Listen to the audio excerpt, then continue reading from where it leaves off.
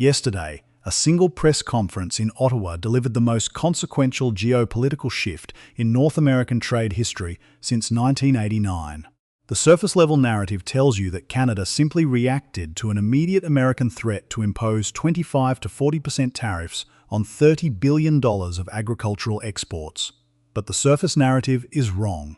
Something landed on my desk this morning that reveals the hidden architecture behind those 18 hours, a highly classified strategic timeline indicating that this entire counteroffensive was not a desperate scramble, but an 18-month-old pre-programmed trap. The United States administration believed it held absolute leverage over the Canadian food sector, assuming that our farmers would immediately pressure Ottawa into total capitulation on broader bilateral frameworks.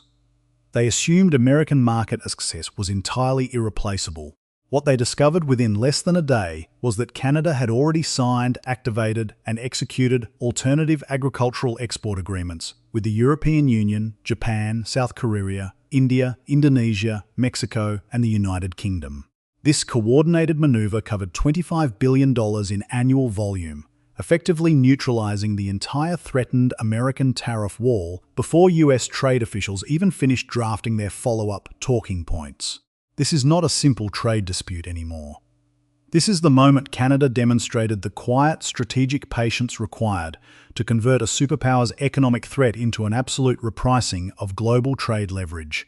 Make sure you are subscribed to Canada SR for clear, fact-driven analysis on how this sovereignty shift affects our economic future. To truly understand how this leverage shifted, we must look at the hidden sequencing of events. The official narrative is that everything happened in a frantic 18-hour window following a Rose Garden announcement. The real story is an 18-month timeline of deliberate preparation that American intelligence entirely failed to synthesize. Here is the timeline to keep things clear.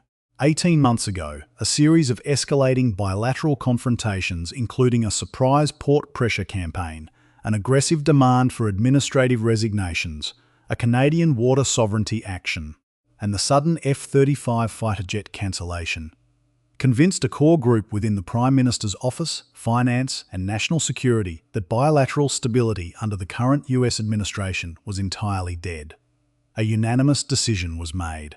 Canadian economic security could no longer rely on the commercial goodwill of an administration willing to weaponize integrated supply chains against its closest ally.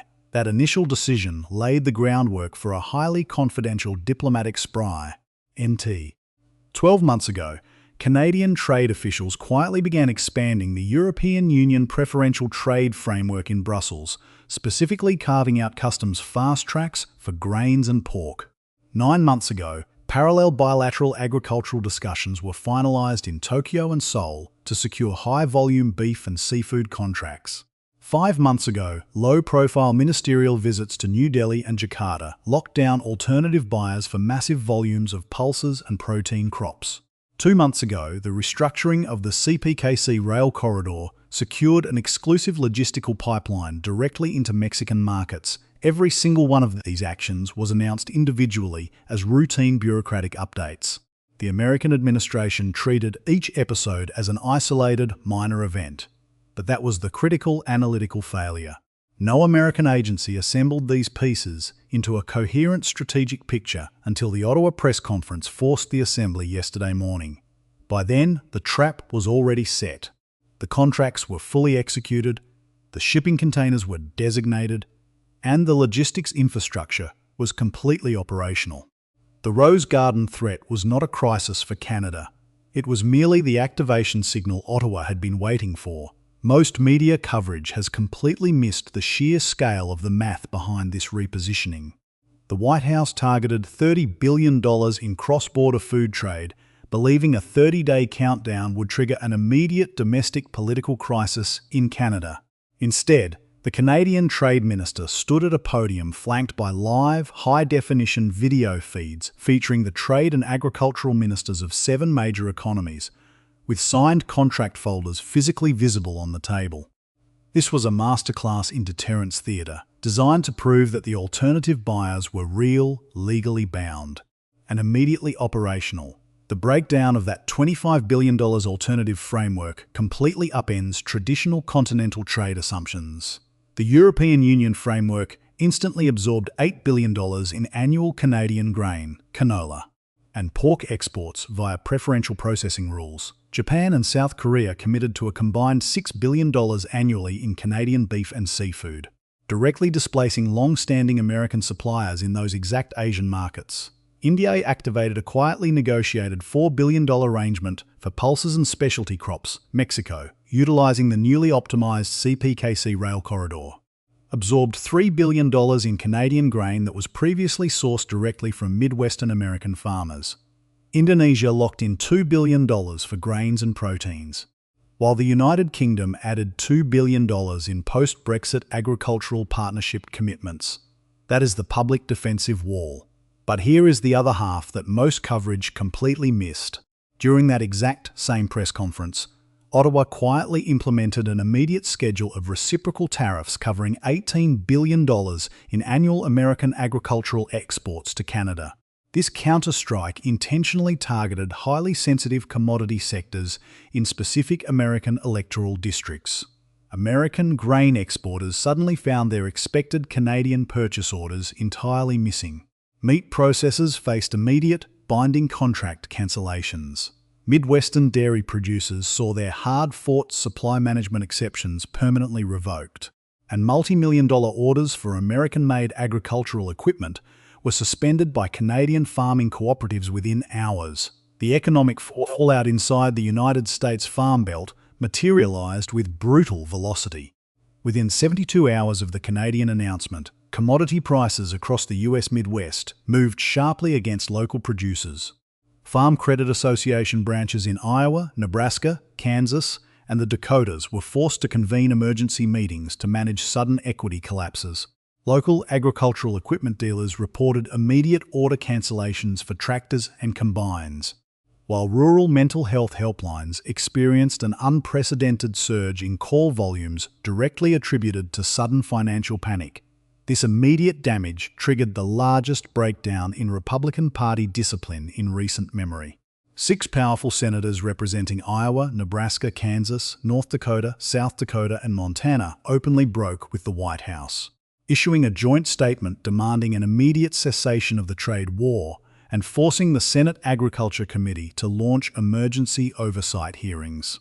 The American Farm Bureau, alongside the National Cattlemen's Beef Association, issued an unprecedented, historically critical statement describing the administration's strategy as both strategically counterproductive and tactically failed. The White House business coalition broke apart in real time because their entire strategy was built on an obsolete assumption of absolute asymmetric leverage. The structural significance of this victory was punctuated when Mark Carney joined the trade minister at the podium in Ottawa, standing in front of the screens displaying 6 foreign trade ministries, with the provincial premiers of Ontario, Quebec, Saskatchewan, Manitoba, and Alberta seated uniformly behind him to signal total domestic federal-provincial alignment. Carney delivered an 11-word sentence that has fundamentally repriced global trade diplomacy. "You threatened the buyer. We had already found the next one." This single sentence tells you everything about the changing nature of middle power sovereignty in a multipolar world. It was a public demonstration of what Warren Buffett later defined as preparedness arbitrage, the deepest moat in modern global commerce. Buffett himself noted that the party that quietly builds structural reserves while their counterparty prepares a loud public confrontation has already won the conflict before it formally begins. Canada treated trade diversification not as an intellectual exercise or a distant future goal, but as an active national security insurance policy. What this means for Canadian sovereignty is profound. For 5 decades, American trade negotiators operated under the assumption that a threat delivered from Washington could force immediate compliance because the target would be buried under the logistical friction of finding alternative markets. Canada has just shattered that assumption by proving that modern logistics, digital supply chains, and deep diplomatic positioning can compress a multi-year economic realignment into an 18-hour automated activation event. The weaponized economic leverage the United States believed it possessed has not just been blunted in Ottawa, it has been fundamentally devalued on the global stage. Every major trading nation on Earth is now looking at the Canadian template as empirical proof that American economic coercion can be entirely bypassed through sophisticated, covert preparation. But as the dust settles on this initial confrontation, the most consequential question remains completely unanswered. How do you coordinate a $25 billion economic shift in complete secrecy while operating under the constant surveillance of your primary trading partner?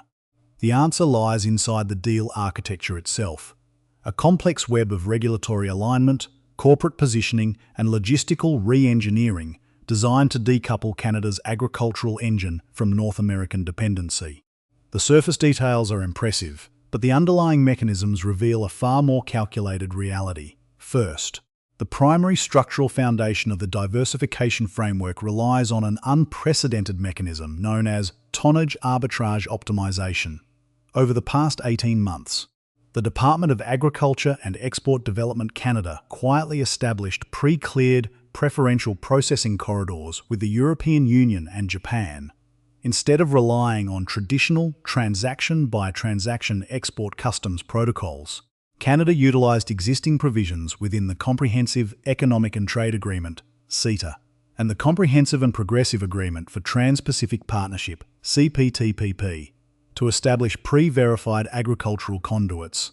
These networks allow Canadian agricultural entities to bypass localised port inspections through an international electronic certification system.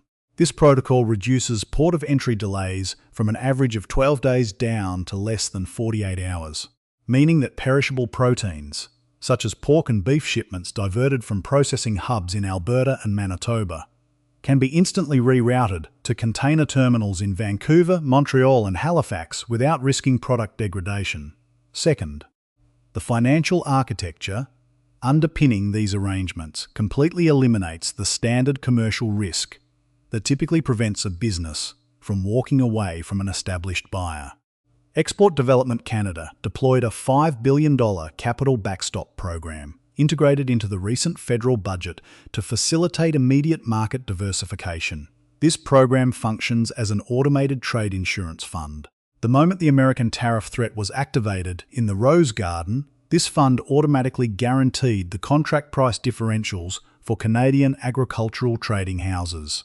If a private grain elevator in Saskatchewan or a potato processor in Prince Edward Island faced a temporary price drop while transitioning their supply chains from a Midwestern American buyer to an importer in Tokyo or Rotterdam, the Canadian government covered the baseline cost difference. This insurance policy completely neutralised the economic coercion intended by the White House, allowing Canadian exporters to maintain full operational liquidity while activating long-term, multi-year binding supply arrangements with international counterparties. Third, the logistical integration relies heavily on the physical execution of the Canadian Pacific Kansas City (CPKC) rail alignment, which provided a direct geographic pathway to circumvent American border friction altogether. While trade analysts were focused on north-south trucking delays, Canadian transport officials spent 18 months quietly modernising rolling stock and tracking infrastructure to optimise a closed-loop rail corridor running straight through the North American heartland directly into Mexico. This network enabled the immediate diversion of $3 billion in grain exports. By utilising sealed, customs-bonded rail cars that transit through American territory without entering domestic commerce, Canadian agricultural conglomerates began delivering deep continental grain supplies directly to Mexican buyers who had previously relied almost exclusively on standard river barge shipments from the American Midwest. This manoeuvre converted an integrated continental rail network into an exclusive sovereign bypass pipeline. To comprehend the sheer scale of the displacement, look at the concrete financial terms locked into these newly activated bilateral agreements. The European Union framework permanently absorbs $8 billion annually in grains and pork, backed by an immediate regulatory waiver on non-tariff barriers that previously restricted Canadian canola oils. The Japanese and South Korean joint procurement agreements secure a 10-year, binding $6 billion annual commitment for premium beef and Pacific seafood, shifting their national food security dependencies explicitly toward Canadian supply pools. India's $4 billion pulsar trade framework bypasses volatile spot market auctions through a fixed-price tariff exemption, ensuring long-term price stability for Western Canadian lentil and pea producers. The remaining $7 billion is structurally divided across emerging buyers in Indonesia and post-Brexit trade arrangements within the United Kingdom, completely offsetting the market share vulnerable to American trade pressure. This is not a temporary workaround. This is a permanent, institutional reconfiguration of Canadian export architecture.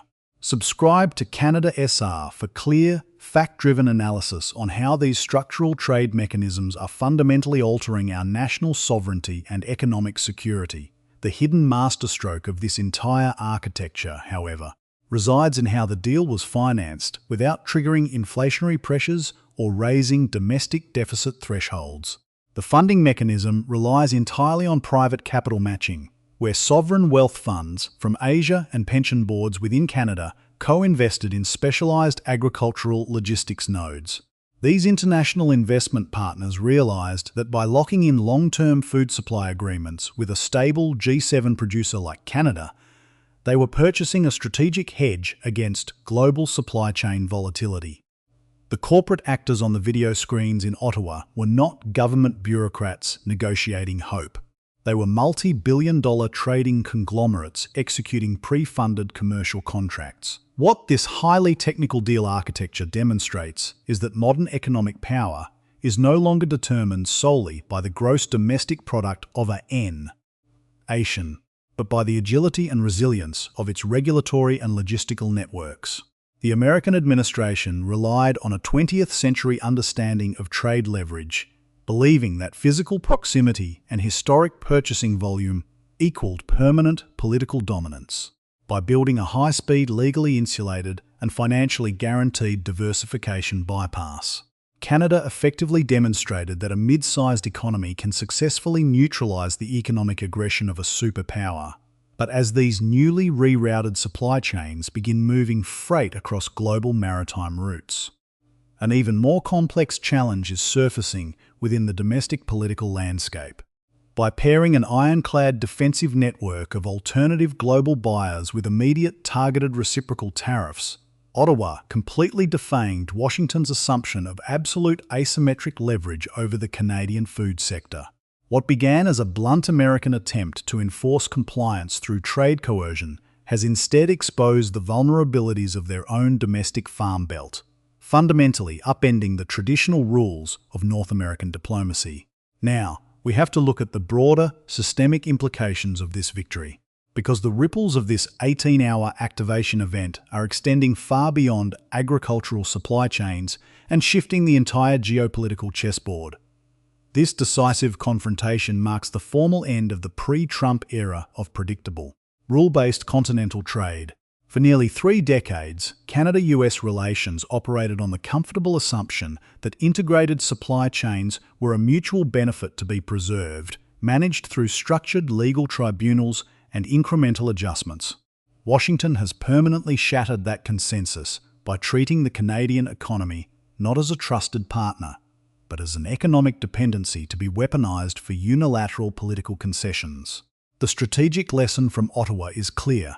Middle power sovereignty can no longer be defended through passive legal appeals or historical goodwill. By treating economic resilience as a core national security pillar, Canada has demonstrated that strategic autonomy is achieved only through proactive, prepositioned alternatives. This shift is already restructuring Canada's critical defence and energy sectors, driving a profound pivot toward independent, multilateral security frameworks. We see this unfolding clearly in Ottawa's recent, highly symbolic choice to cancel American-sourced defence hardware and order a new military plane fleet from Sweden. This choice is a direct expression of a broader doctrine. Canada is actively reducing its single-source vulnerabilities to an ally that has repeatedly demonstrated a willingness to disrupt continental stability. In the energy domain, the exact same logic applies. While Canada remains the largest and most reliable energy supplier to the United States, providing 99% of its natural gas imports and 60% of its crude oil. Energy officials are now accelerating long-term diversification planning, ensuring that our vast potash, uranium, and critical mineral reserves are backed by alternative global export infrastructure. The Guardian on the global stage, this event has set an entirely new template for how middle powers manage economic coercion from superpowers. In a fragmented, multipolar world order, countries like Canada, Japan, Australia, and South Korea are no longer content to simply choose between competing global spheres of influence. Instead, they are building flexible, interest-based alliances designed to protect their economic sovereignty from arbitrary unilateral intervention. By successfully executing this massive diversification strategy, Canada has provided empirical proof to middle powers worldwide that sophisticated, covert preparation can completely neutralize the weaponized leverage of a larger economy. The traditional diplomatic playbook has been rewritten, and Washington's capacity to deploy economic threats as a standard negotiating tool has been globally repriced. Business Council of Canada. This domestic and international shift is precisely what Prime Minister Mark Carney articulated when he defined the current state of global affairs as a permanent structural rupture rather than a temporary transition. In this fractured geopolitical landscape, maintaining absolute dependence on a single foreign market is no longer a viable economic policy. It is a profound national security risk. Subscribe to Canada SR for clear, fact-driven analysis on how these sweeping transformations are permanently reshaping our economic independence. The next critical juncture for this new Canadian doctrine will arrive rapidly with the upcoming mandatory review of the United States-Mexico Canada Agreement. Washington will undoubtedly attempt to use that institutional review to reclaim the leverage it lost during this agricultural confrontation, trying to impose sweeping restrictions on continental manufacturing and automotive integration. But the chessboard has fundamentally changed. Canada enters those negotiations not as a vulnerable neighbour scrambling for a compromise, but as a proven, highly prepared actor that has already demonstrated the capability to walk away from the table and activate entirely alternative economic corridors. The most consequential question is no longer how long Canada can hold out against American pressure, but whether Washington can recalibrate its entire approach to trade diplomacy before it isolates itself completely from its most vital economic partners.